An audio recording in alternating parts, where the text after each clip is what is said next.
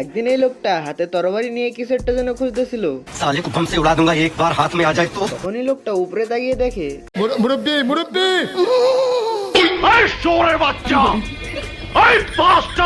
তারপরে ওই লোকটা একটা কুড়াল নিয়ে আসে, এরপর সেই কুড়াল দিয়ে লাঠিটা কাটতে থাকে।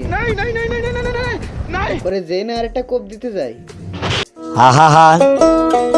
তারপরে ওই লোকটা এখানে চলে আসে, খরগোশটা মেজের কাঠি ধরিয়ে বারুদের ঘরে ফেলে দেয়।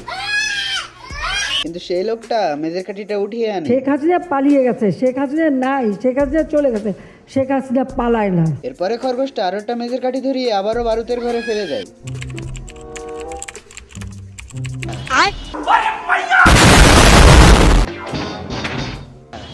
এরপরে লোকটা খরগোশের হাত থেকে মেজের কাঠিটা কেড়ে নেয়, নিয়ে ধরিয়ে ঘরের ভিতর দিয়ে দেয়। তারপরে মেজের কাঠিটা খরগোশকে আনতে বলে, কিন্তু খরগোশ যায় না।